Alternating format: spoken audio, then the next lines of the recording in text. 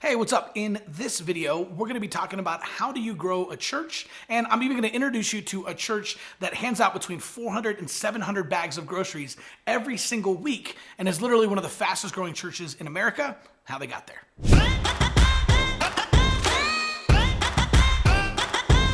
Now, like, Jaxx has to offer. Hey, what's up, y'all? My name is Chris Abbott, but all my friends just call me Abbo. So, man, if we're meeting for the first time, welcome to the channel. This is where we create insanely practical tips on helping you how to use social media and technology to grow your church. So in this video, we're going to be talking about 5 tips that you can use to grow your church. But before we do, I want to ask you a question. Why do you do what you do? Why are you in ministry? Now, I'm sure of you guys, probably every single person has some type of a similar story. Like for me, like when I was 13 years old, I remember a month after I gave my life to Jesus, man, God called me into full-time ministry, right? So I knew from the time I was 13 what I was going to do with my life. But over the years, some of that kind of got lost, right? Like as I was in full-time ministry, I started to get to a point where, man, I was just unhappy. I was working all the time. It felt like, people were constantly calling. There were always hospital visits and people were breaking up with their girlfriends or their parents were going through stuff. There was just constantly things that were going on. And what happened is I began to burn out, right? And so I realized that leaders burn out when they become disconnected with their why. And so before we dive into these 5 tips, I just want to ask you, do you remember why you got into this? Do you remember why you started doing this? Because it's important to remember the people that are on the other side of your faithfulness. Because otherwise, if you become disconnected from your why, you can burn out and it can happen really quickly. On my 18th birthday, I got a phone call from my best friend. Now, naturally, I just thought he was calling to wish me a happy birthday,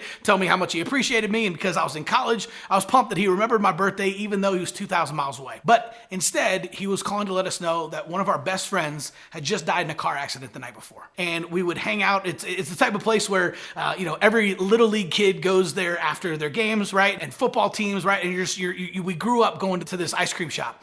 And Lauren worked there. And I remember when I was on fall break, the last conversation I had with her, I was just flirting with her. I was 17 years old. I'm back from college. I'm on fall break and I'm talking to her and we were just laughing and joking, and we were joking about hooking up, right? So that's the last conversation I had with Lauren, and I never had a chance to tell her about Jesus. Now, she knew I was a Christian. She knew what I stood for, but that was the last conversation I had for her. I made a decision then and there. I would never let that happen again, that I was going to be able to go into ministry to help people, and I was never going to make the mistake of not telling them about Jesus. A month later, I changed my major and I became a theology major. I had a concentration in youth ministry. I spent the next 15 years in youth ministry. That's why I do this. And so I want to ask you, why do you do what you do? As we roll through these 5 principles, just remember why you're doing what you're doing, and remember all of the Laurens on the other side of your faithfulness.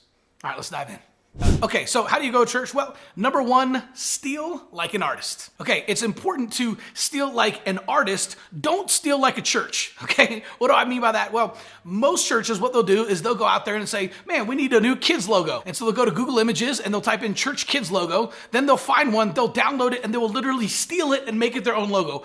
Please don't do that, guys, right? Like, man, there are people on the other side of your theft. Some designer somewhere poured their heart and soul into creating that logo, and then you stole it. So not only is it unethical, it's also illegal, right? That's somebody's intellectual property. So don't go steal like a church, steal like an artist, right? So what does that mean? Well, nothing is original. So Vincent van Gogh said that good artists copy, great artists steal, right? So what do we mean by that? Well, the best thing to do when you're trying to grow your church is look at what other fast-growing churches are doing and model what they're doing, right? So if you see a small group ministry that is just crushing it at a church, man, somewhere in the US, study what they're doing, right? Try to find out what is it that's making that small group ministry so successful. Are they using interest-based small groups? Are they using sermon-based small groups, right? Like, are they just having supper clubs where people just get together over a meal and just do life together? But take a look at what other churches are doing, what's making them successful, and then go model it at your church, right? So don't go copy everything that they're doing, but take the principles of what they're doing, put your flavor, your DNA into it, and then launch that at your church. So number 1, steal like an artist. Point number 2, dream dangerously. Now, I believe we have a moral obligation to dream big, to dream dangerously, and to get the word out about our church and about the gospel. We have a moral obligation to figure out how to use social media and technology to reach as many people as humanly possible. This is exactly what Jesus did when he was on the earth, is he used all of the resources at his disposal to be able to tell people about Jesus, right? We have to be able to do the same thing. And one of my favorite authors of all time, Mark Batterson, he said, Jesus didn't die to keep us safe, he died to make us dangerous. So dream dangerously and don't insult God with small goals and small living. Number 3, learn the language of social media. All right, so Tom Rainer says that a church who fails to learn how to use social media effectively is like a missionary who moves to a country and refuses to learn the language. The currency of heaven is people, and that means we have to go to where the people are, right? And if there was a town square or if there was a place in your city where everyone congregated, we would have to show up there and tell people about Jesus. But right now, with the world that we live in, people's attention is on social media. And so we have to learn how to effectively use social media in order to be able to reach more people for Jesus and invite them to church. Okay, so before I get to my last 2 points, man, I want to encourage you, subscribe to this channel. We've got brand new videos all the time. We've got plenty of videos that are going to go deep into social media strategy, into the Plan Your Visit framework, and examples of churches that have been dreaming dangerously and how it worked out for them. So make sure to subscribe and hit the bell so that you get notifications every single time we drop a new video.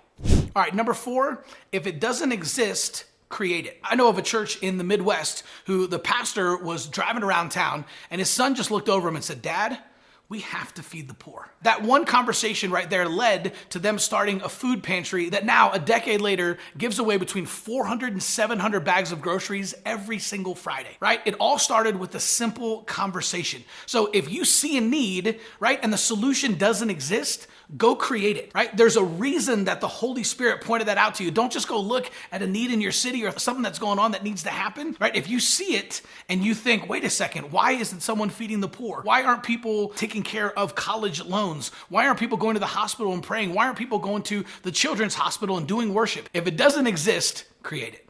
All right, and finally, number 5, lead like Jesus. Now, have you ever looked at some of the other churches? Maybe you have some churches that you follow on Instagram or some churches that you're in covenant with, right? Some people that you look at, and have you ever looked at them and just be like, gosh, man, if we had a worship leader like that, we could grow our church like crazy, right? Or man, if my kid's pastor was as dynamic as that kid's pastor, we'd reach tons of new families every single week, right? It's easy to kind of fall into this trap and looking at the leaders and the volunteers and the staff members at all these other churches, but there's a really important principle here. Carey Nieuwhof says, the reason your people aren't like the people in the churches you admire is because you haven't led them there yet. Growing churches don't find great leaders, they build them, right? Take a look at Jesus. This is exactly what he did. He didn't go out to all the great synagogues and go hire all the best leaders from around town. In fact, he actually went after all the people that nobody else wanted, right? Like fishermen and tax collectors and all kinds of people who were considered not good enough for those types of positions.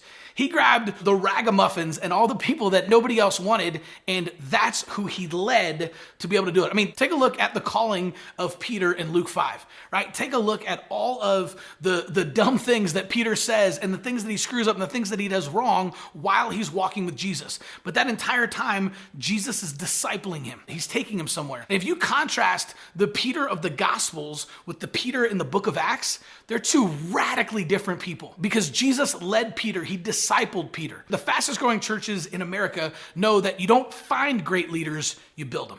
Hey, so if you're liking the channel and you're finding these videos valuable and you're interested about how to use social media to grow your church, go to churchgrowthagency.com. Go check out the free training video we have over there and let's see if maybe we'd be a good fit.